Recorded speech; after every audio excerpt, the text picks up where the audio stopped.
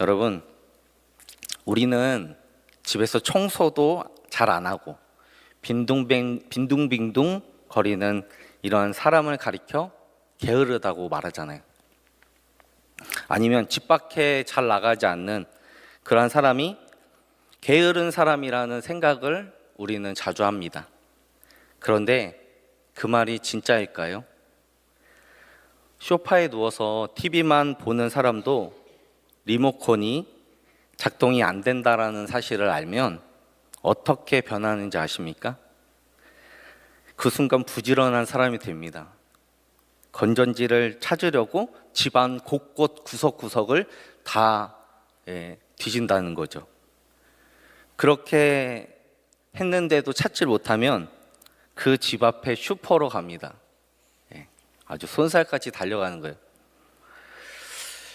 여러분, 그럼 집에서 누워만 있다고 게으른 사람일까요? 아니면 부지런하게 움직인다고 진짜 부지런한 사람이냐? 사람들마다 그 생각의 기준이 다른 것 같아요. 오늘 우리가 함께 공부해 보려는 이 게으름의 문제는 집에서 아무것도 하지 않는 그런 게으름을 부리는 사람을 말할 때 사용하는 단어가 아닙니다. 손가락 까딱도 하지 않는 사람이 게으른 것이 아니라고 한다면 대체 무엇이 게으름일까? 이 게으름이라는 단어를 제가 헬라어로 찾아봤더니요, 아케디아라는 단어였습니다. 아케디아의 뜻은 돌보지 않는다, 돌보지 않음이라는 의미가 있었습니다. 요즘 사람들 참 바쁘고 분주하잖아요. 그렇죠? 아닌가요? 저도 한 주간 바쁘게 살았습니다. 여러분, 참 고생 많으셨어요. 한 주간 아주 치열하게 삶을 사셨어요. 그런데 그렇게 바쁘게 살다 보면 우리가 늘 놓치는 것들이 있습니다. 아무리 바쁘고 분주해도 내가 돌봐야 할 일이라는 게 있지 않습니까? 부모가 아무리 바빠도 자녀를 양육하는 일을 무관심하게 생각하면 안 되겠죠. 대학생이 알바라든지 친구를 만나는 것 때문에 공부를 소홀히 한다. 그러면 안 되잖아요. 우리 그리스도인들은, 믿음의 성도들은 무관심하면 안 되는 일이 있어요. 그게 뭐냐? 바로 하나님과 친밀해지는 것, 하나님과 관계 맺는 겁니다. 아무리 바쁘고 분주하더라도 우리는 반드시 돌봐야 하는 것들이 있는데 그것을 돌보지 않고 시간이 지날수록 소홀해지고 무관심해지는 상태를 아케디아라고 합니다. 게으름이라는 거죠. 근데 이 아케디아라는 표현을 언제 어디서 많이 주로 사용했냐? 중세 수도원 운동이 활발하게 이루어졌을 그 당시에 수도원에서 경건 생활을 하던 수도사들이 이 아케디아라는 말을 많이 사용했다고 합니다. 수도원에 그들이 들어간 이유가 무엇 때문이었을까요? 지금보다 자신의 신앙의 수준을 더 끌어올리고 싶어서, 또는 평소 잘 안 되는 경건 생활을 잘하고 싶어서 무엇인가 영적인 깨달음을 얻기 위해서 수도원에 들어갔다는 것이죠. 근데 막상 그곳에 들어가서 적응을 하고 나니까 여러 가지 사역이 주어지고 그 업무를 열심히 하려다가 보니까 정작 자기 자신은 돌보지 못하는 상태가 된 거죠. 이런 상태가 계속 지속되면 어떻게 되느냐? 하나 둘씩 경건 생활에 소홀해지게 된다는 겁니다.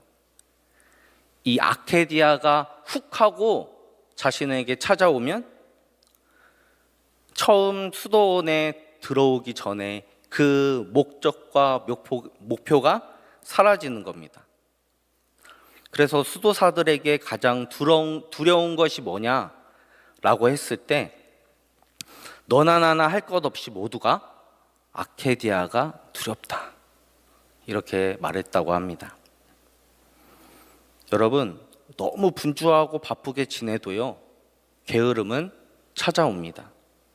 바쁘지 않아서 너무 한가해서 게으름이 오는 것이 아니라 너무도 바쁘니까 정작 내가 돌봐야 하는 것을 돌보지 못하니까 게으름이 찾아온다는 거예요. 제가 한 가지 예를 들어 볼까요? 지난주에 내가 너무 바쁘게 살았어. 그러니까 오늘은 나한테 휴가를 줄게. 스스로 느끼기에 부지런하게 살았으니까 나 주말에 아무것도 안 할 거야. 교회도 가지 않을 거야. 하루 좀 쉬어도 되지 않나? 우리에게는 영상 예배라는 좋은 도구가 있잖아. 하나님도 이해해 주시겠지? 여러분, 이게 무슨 마음입니까? 여러분, 이러한 마음을 품는 것부터가 바로 게으름의 시작인 것이죠. 여러분, 한 번이 쉽지 두 번, 세 번 자기 자신과 타협을 하게 되면 계속해서 타협하고 싶어집니다. 이 모습이 우리 인간이 가진 죄의 본성이에요. 나중에는 예배 드리는 것도 싫고 기도하는 것도 귀찮아지고 영적으로 그저 무감각해집니다. 하나님께 죄를 지어도 양심의 가책을 하나도 들지 않아요. 이런 영적인 게으름의 상태를 경험하게 되는 것이죠. 그러니까 이 게으름의 문제는 비단 중세 수도사들의 그 문제만이 아니라 오늘날 저와 여러분의 문제일 수 있다는 겁니다. 우리는 어릴 적부터 이런 말을 자주 듣곤 했습니다. 내가 부지런히 움직일수록 먹고 사는 것은 더 편해질 거야. 바쁘게 사는 사람들은 성공을 할 수밖에 없어. 항상 이런 교육을 받다 보니까 우리는 바쁜 것에 늘 익숙해집니다. 뭔가 여유를 부리면 안 될 것 같아. 여유롭게 살면 이상해. 뭔가 이상해. 더 부지런히 움직이고 더 바쁘게 움직이는 거예요. 그런데요, 우리가 생각해 봐야 될 게 있어요. 바로 그렇게 부지런히 살면, 바쁘게 살면 진짜 잘 살아가나요?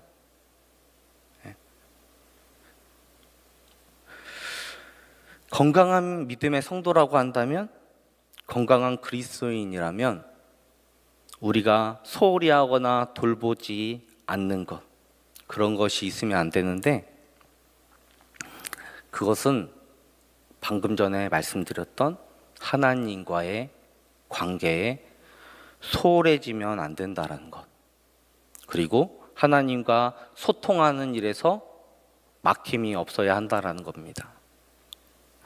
오늘 본문 역대하 29장을 보면 히스기야 왕이 아하스 왕과 스가랴의 딸 아비야 사이에서 태어납니다. 그리고 주전 715년부터 687년까지 남유다를 통치하죠. 당시 북이스라엘과 남유다는 강대국이 되어버린 이 아수르에게 끊임없는 위협을 받고 있는 그러한 상황 가운데 있었습니다. 그리고 히스기야 왕이 통치하는 이 남유다는 내부적으로는 우상을 숭배하는 일들과 또 여러 가지 죄악으로 인해 영적으로 병에 들어 있었습니다. 히스기야 아버지 아하스 왕은 하나님 앞에서 무슨 짓까지 했냐?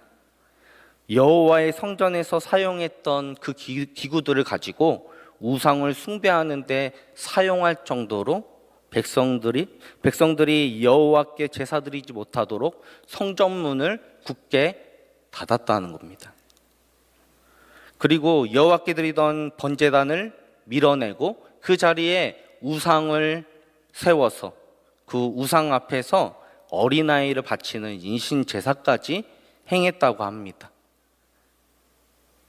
그래서 매우 악한 왕이죠. 그런데 그런 아버지와는 다르게 히스기야의 행적을 역대기 저자는 뭐라고 평가하고 있습니까? 오늘 본문 2절을 함께 읽겠습니다. 시작.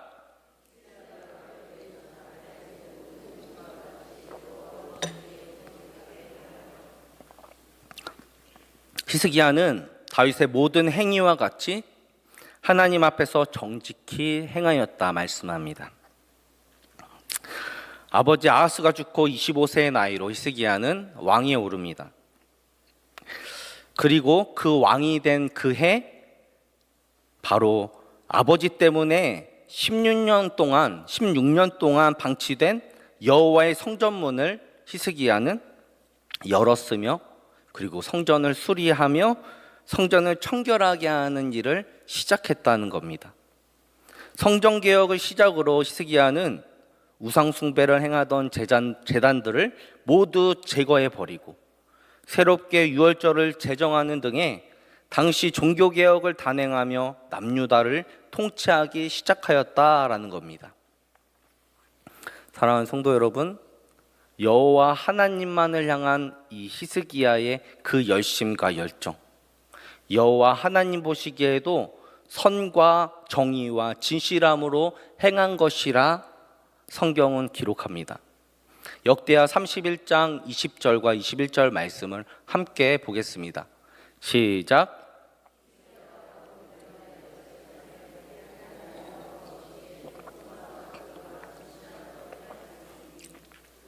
하는 모든 일 곧 하나님의 전에 수종드는 일이나 율법에나 계명에나 그 하나님을 찾고 한 마음으로 행하여 형통하였더라. 여러분, 히스기야에게 하나님을 향한 뜨거운 열정이 있었습니다. 아버지 아하스의 악행을 그대로 답습하지 않았고 오히려 여호와 하나님 앞에서 신실하고 진실되게 행하는 사람이었고, 주변의 어떠한 말에도 흔들리지 않고 소신껏 행동하는 견고한 믿음을 가진 사람이 바로 히스기야 왕이었다. 성경은 말씀합니다. 히스기야는 주전 722년에 북이스라엘이 아수르 제국에 멸망당하는 것을 그가 보았습니다.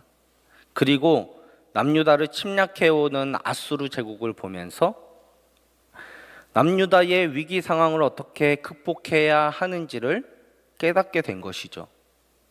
북이스라엘의 멸망은 어떠한 힘의 논리가 아니라 그들이 멸망하게 된 진짜 이유는 그들이 여호와 하나님께 범죄함으로 결국 멸망하게 되었다라는 사실을 히스기야가 간파함으로 오늘 본문의 제사장들과 레위인을 모아 이렇게 말씀을 전하고 있습니다.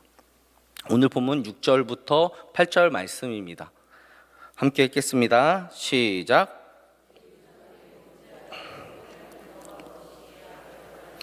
하나님을 버리고 얼굴을 돌려 여호와의 성소를 등지고 또 낭실문을 닫으며 성소에서 분향하지 아니하며 이스라엘의 하나님께 번제를 드리지 아니하므로 여호와께서 유다와 예루살렘에 진노하시고 내버리사 두려움과 놀람과 비웃음거리가 되게 하신 것을 너희가 똑똑히 보는 바라. 히스기야의 주변에서 아수르의 세력을 누르기 위해서는 이집트와 동맹을 추진해야 한다, 이렇게 말하는 사람들도 있었고요. 또 그게 아니라면 자체적으로 군사를 모집해서 군사를 모아서 그들을 이끌고 나가 아수르와 싸우거나 아니면 항복하자라는 말을 하는 사람들도 있었습니다. 이러한 다양한 의견들을 히스기야는 완전히 묵살해버리고 여호와 하나님께로 다시 돌아가야 한다라는 하나님의 선지자들 이사야나 미가 같은 선지자들이 여호와께 돌아가자라는 그 말을 했듯이 여호와 하나님 앞에 돌아가는 것이 우리가 살 길이라는 것을 히스기야는 분명히 자기 소신껏 발언합니다. 그렇게 히스기야는 왕위에 오른 그해 1월 1일부터 성전 개혁을 단행했습니다. 하나님의 성전에서 성소가 있는 부분을 수리하며 청결하게 하고 낭실을 지나 출입문까지 수리하며 청결하게, 그리고 성전 밖에 있는 마당까지 총 16일에 걸쳐서 수리하며 정결하게 했고, 제사장들과 레위 사람들을 동쪽 광장에 불러 모아 말합니다. 5절 말씀인데요. 그들에게 이르되 레위 사람들아 내 말을 들으라. 이제 너희는 성결하게 하고 또 너희 조상들의 하나님 여호와의 전을 성결하게 하여 그 더러운 것을 성소에서 없애라. 16일 동안 그 성전을 개혁한 히스기야는요, 그동안 여호와 하나님 앞에 드리지 못했던 번제와 속죄제를 드렸습니다. 그리고 레위인들은 여호와 앞에서 찬양을 불렀고요. 그리고 그 자리에 참석한 회중들도 감격하여 많은 제물들을 가져와서 하나님께 화목제로 드렸다. 성경은 말씀합니다. 사랑하는 성도 여러분, 오늘 히스기야는 여호와의 성전이 더럽혀진 그 이유에 대해서 어떻게 진단하고 있습니까? 모든 것이 조상들의 죄 때문이었다 말씀합니다. 조상들이 여호와 하나님께 등을 돌렸기 때문에 그들이 성전을 더럽히게 되었고, 결국 여호와께 제사 드리지 못했기에 하나님의 진노가 우리에게 임하였고, 대적들이 침략해 오고 많은 사람들이 죽고 포로로 잡혀가게 되었다. 이런 끔찍한 결과로 이어지게 된 것이다 말씀합니다.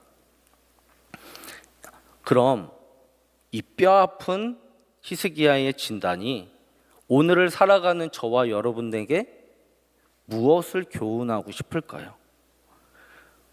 우리가 영적으로 나태해지거나 무기력해지지 않기 위해 우리는 무엇을 결단해야 할까? 그것에 대해서 알게 하시기 위해서는 아닐까요? 성경은 하나님과 우리 사이가 단절되어 있는 그 상태를 가리켜 죄라고 정의합니다. 이 죄라는 단어가 헬라어로 뭔지 아십니까? 다 같이 따라합시다. 하마르티아. 관역에서 벗어난다. 관역에서 빗나간다라는 의미입니다.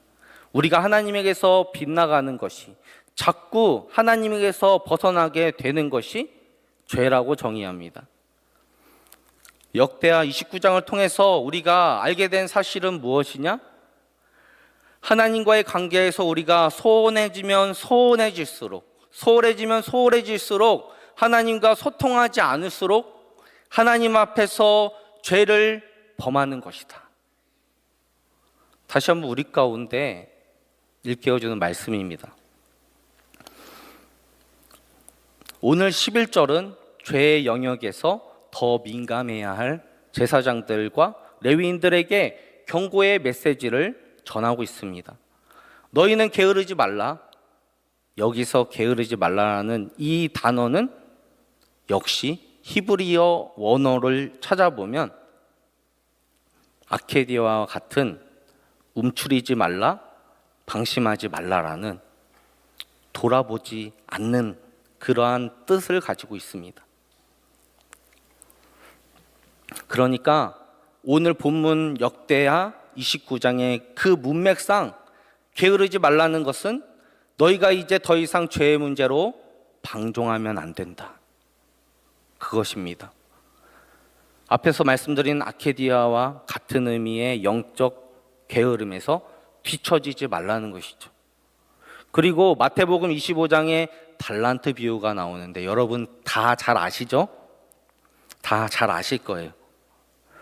이 비유에 나오는 악하고 게으른 종 역시 헬라어 단어를 찾아보니까 오크네로스라는 단어였습니다. 동일하게 아케디아와 같은 돌보지 않는 무관심한 상태, 그것을 말해줍니다. 여러분, 타국에 다녀왔던 주인이 한 달란트 맡은 자, 그를 향해 뭐라고 말하고 있죠? 악하고 게으른 종아, 이렇게 말합니다. 그런데 이 게으른 종이라는 단어가 아까 오크네로스라고 했습니다. 뭔가 자신이 해야 할 일에 대해서 하지 않는 것, 뭔가 열매를, 성과를 내야 하는데 그 일조차도 하지 않는 것, 그 어떠한 의지도 보이지 않는 상태를 가리켜 아케디아라고 하는 겁니다. 게으른 상태, 악한 상태, 이렇게 예수님께서는 진단하시는 겁니다. 그럼 이러한 우리의 상태를 주님께서 점검하시면서 우리에게 던지고자 하시는 말씀은 무엇일까요? 너희도 한 달란트 맡은 사람처럼 악하고 게으른 종이 될 수 있어. 그러니 이제부터라도 하나님 앞에서 충성된 하나님의 종으로서 너희가 살아가라. 혹시 우리에게 말씀하시는 것은 아닐까 생각이 들었습니다. 여러분, 우리가 하나님 앞에서 충성된 사람으로, 충성된 종으로 살아야 할 이유는 한 가지입니다. 하나님께서 우리를 지으셨고, 그리고 하나님이 우리를 구원하셨고, 그리고 우리가 그 구원의 은혜와 감격 가운데 지금 살아가고 있기 때문입니다. 그 이유만으로도 우리는 충분히 거룩한 삶을 살아가야 합니다. 고린도후서 9장 8절 말씀을 함께 보겠습니다. 시작. 하나님이 능히 모든 은혜를 너에게 넘치게 하시나니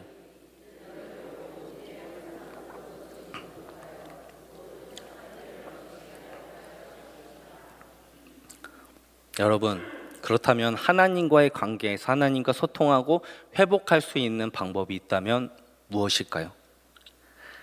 우리가 영적인 게으름에서 벗어날 수 있는, 극복할 수 있는 방법이 과연 무엇일까요? 오늘 본문 11절 말씀을 보시면 내 아들들아 이제는 게으르지 말라. 여호와께서 이미 너를 택하사 그 앞에 서서 수종들어 그를 섬기며 분향하게 하셨느니라. 여러분, 이 게으르지 말라라는 말씀 다음에 나오는 이 여호와께서 이미 너를 택하셨다.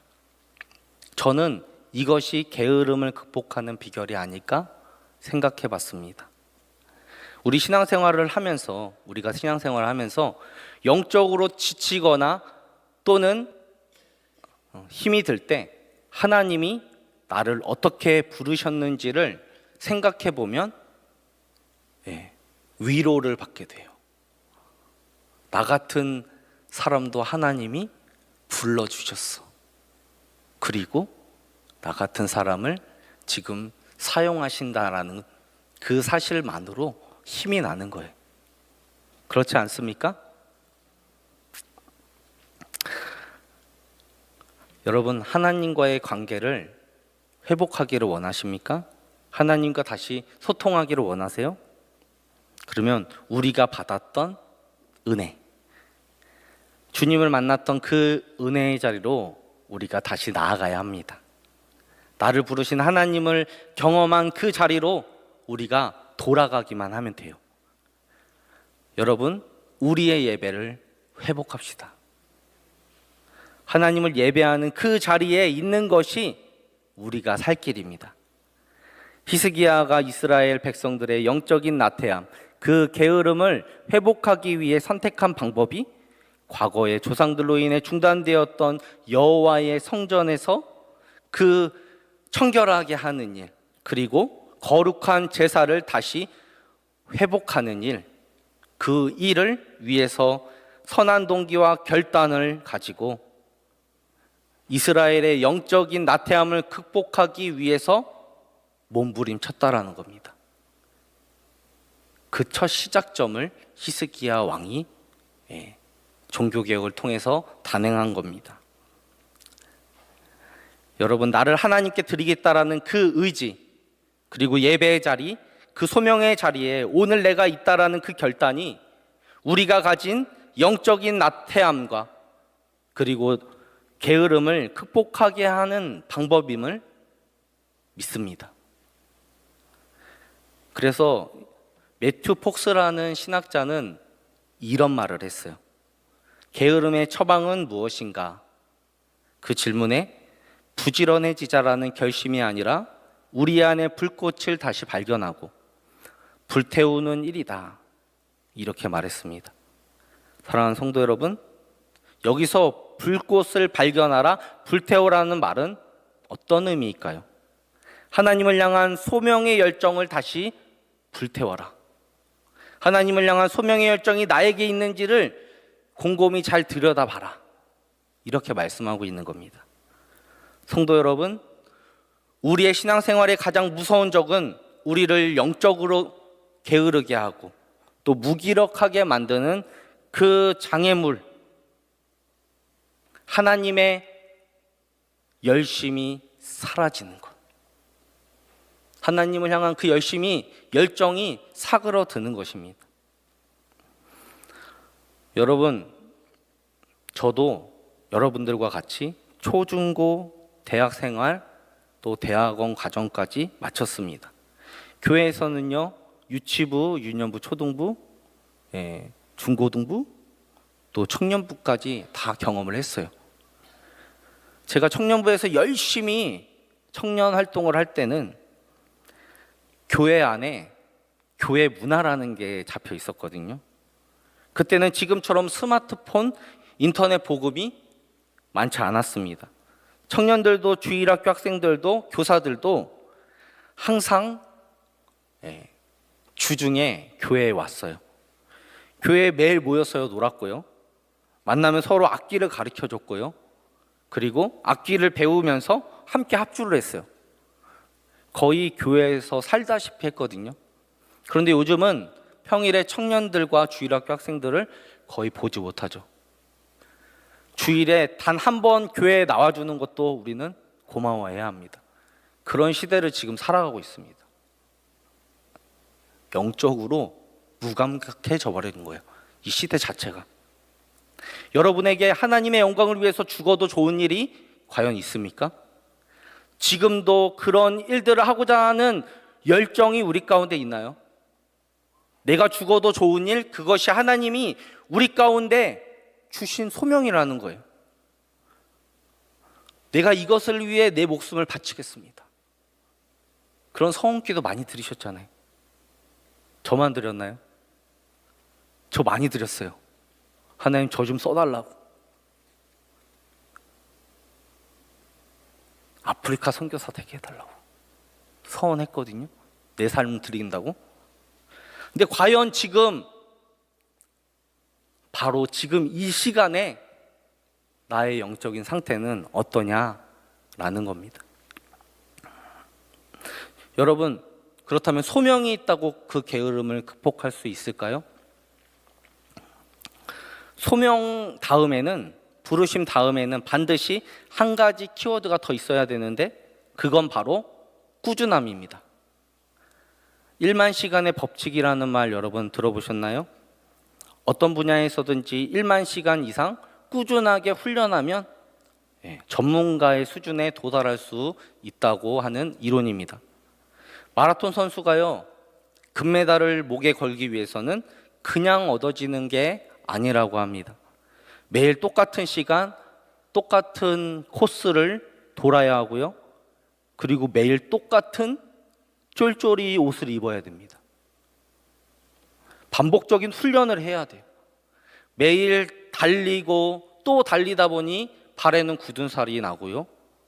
그리고 살이 찢어지고 새살이 또 돋아나고 또 살이 찢어지고 새살이 돋아나고, 바로 이 과정을 계속해서 반복해서 겪다 보면 아픈 것도 고통도 잊어버리게 된다고 합니다. 그리고 자연스럽게 몸과 체력이 길러지는 거예요. 그래서 그때 몸이 만들어지면 마라톤에서 완주할 수 있다고 합니다. 얼마나 꾸준하게 나에게 맡기신 그 일들을 우리가 감당할 수 있느냐, 그것이 우리에게 소명을 발견하고 그리고 그 삶에서 불꽃이 타오르는 것보다 더 중요하다는 겁니다. 여러분, 우리의 의지적인 노력 없이 게으름에서 우리는 벗어날 방법이 없어요. 그래서 우리는 영적인 게으름으로부터 치열하게 부단히 싸워야 합니다. 먼저는 우리가 가진 죄와 싸워야 하고요, 죄의 유혹에 흔들리지 않기 위해 부지런히 우리가 그 은혜의 자리에 있어야 합니다. 그리고 나의 소명의 자리를 분명하게 알아야 된다는 겁니다. 주님이 나를 부르신 자리, 그 은혜의 자리에 내가 있어야 합니다. 계속해서 영적인 게으름을 끊어내기 위한 그 노력, 죄의 유혹을 끊어내기 위해 몸부림치는 일, 하나님을 찾고 또 찾아야 하는 겁니다. 그래서 우리는 우리 스스로는 잘 감당해낼 힘이 없으니까 하나님께 기도하는 거예요. 내 힘으로 안 되니까 성령님을 의지하는 겁니다. 그런데요, 이런 기도를 우리는 잘해요. 하나님, 제가 앞으로 기도하겠습니다. 앞으로 예배 잘 드릴게요. 여러분, 당장 기도하지 않으면, 당장 하나님 앞에 예배 드리지 않으면 나중은 없습니다. 하나님은 우리에게 헛된 다짐, 헛된 결단을 할 것에 대해 말씀하지 않아요. 나에게 죄가 있다면 즉시 하나님 앞에 무릎 꿇고 회개하고 그리고 다시 그러한 삶을 살아내는 거예요. 죄와 타협하지 않는 그 믿음을 가지고 살아가는 거예요. 말씀을 정리하겠습니다. 우리는 게으름에 대한 진단을 내렸습니다. 성경이 말하는 게으름은 하나님께서 우리를 부르신 그 소명대로 살지 않는 게 바로 영적인 게으름이라 했습니다. 영적인 게으름에서 우리가 벗어나기 위해서, 극복하기 위해서 우리는 먼저 우리의 소명의 열정이 무엇인지를 체크해야 합니다. 그리고 그 열정을 다시 불태우는 것이 영적인 게으름의 처방이라는 사실을 배웠습니다. 우리가 그 소명에 불타게 되면 죽어도 좋은 일을 하게 된다는 거죠. 목숨을 바쳐도 아깝지 않은 그 일을 우리가 하게 된다는 겁니다. 그리고 하나님 앞에서 그 일을 성실하게 감당하게 될 때 비로소 우리는 영적으로 게을러지지 않게 된다, 이렇게 배웠습니다. 히스기야 왕 역시 남유다의 왕으로 등극하면서 자신을 부르신 하나님의 소명을 발견하고 그 소명을 이루기 위해 자신의 삶을 불태웠다는 겁니다. 영적으로 병들어 있는 이스라엘 백성을 꾸준히 하나님 앞에, 이스라엘 백성들을 위해서 자신의 삶을 불태웠다는 겁니다. 자기 목숨을 다 바쳐도 아깝지 않은 그 일을 위해 히스기야는 헌신했습니다. 죽어도 좋은 일에 자신의 모든 열정을 불태웠습니다. 제일 중요한 하나님과의 관계에서 그 관계를 회복하는 일, 하나님과 소통하는 일에 쓰임받았습니다. 사랑하는 성도 여러분, 우리에게 허락된 삶은 짧습니다. 그러나 영원한 하나님 나라에서의 삶은 영원하기 때문에 우리는 하나님 나라의 가치를 두고 살아가야 합니다. 그러기 위해서 우리는 우리의 목숨을 다 내어준다 해도 아깝지 않은 그 일을, 그 열정을 회복해 가야 합니다. 그리고 그 일을 감당해내야 합니다. 하나님께서 우리 모두를 하나님의 자녀 백성으로 살라고 부르셨다면 이제 우리는 정말 가치 있는 일에 우리의 삶을 들여봅시다. 그 가치 있는 일이 무엇입니까?